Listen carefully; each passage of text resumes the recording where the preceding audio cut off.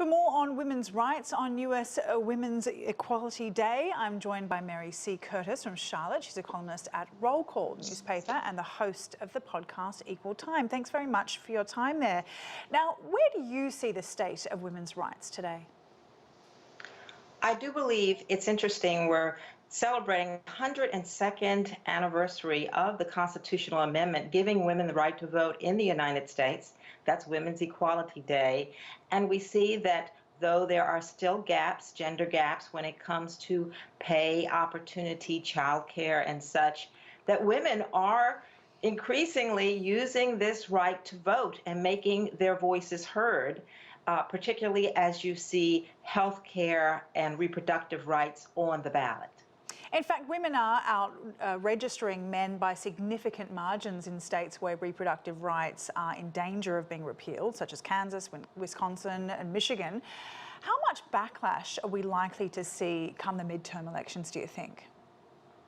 Well, I still believe that Republicans have the edge in the midterms. They usually do, the party that's out of power. But you do see a surge in interest and enthusiasm among Democratic voters. Now, I believe Republicans felt that this would energize their base because they have been wanting to overturn Roe v. Wade. But we see that not just Democratic women, but independents, and as you said in Kansas, I'm sure it was some Republican women as well, as some men as well, who were energized by this issue. So it is increasingly becoming an issue in the midterms and in the elections. And I think a clue is you see some Republican candidates who had been very vocal about their pro-life positions kind of pulling back when it comes to advertising that and saying, well, you know, I am not in favor of a national abortion ban. But some Republicans are concerned that the party is too extreme on things like abortion and gay rights. What are we seeing in the way of a softer tone from some Republican lawmakers, especially after cases like the 10-year-old girl who became pregnant after being raped, had to cross lines from Indiana to seek an abortion?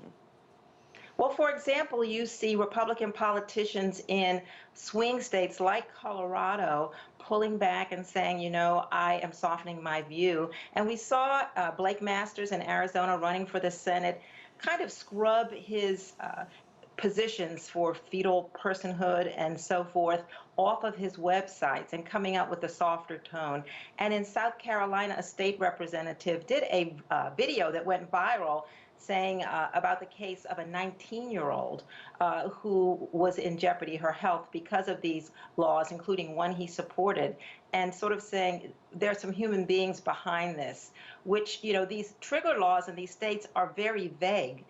So you see doctors sometimes hesitant knowing what they can and can't do. And that is concerning for many people, men and women alike. If we see a Republican-controlled government across all sectors, House, Senate, presidential, of course the Supreme Court has a strong leaning towards a more politically conservative agenda too, how much do you think that we can see women's rights being protected in the way of contraception and other specific medications that women might need?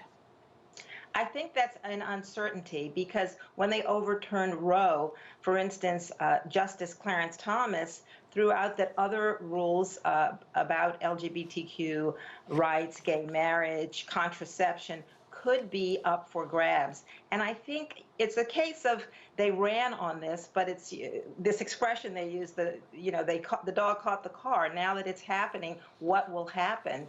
And I think women are in control of this, because I think they will control the elections, and they're being more vocal because they realize the rhetoric of so many Republicans in some of these states, sometimes not even having exceptions for rape or incest, would be affecting every woman, no matter which party. And on Women's Equality Day, it's a time to take a look at it and see how far women have and haven't come and how much power they have.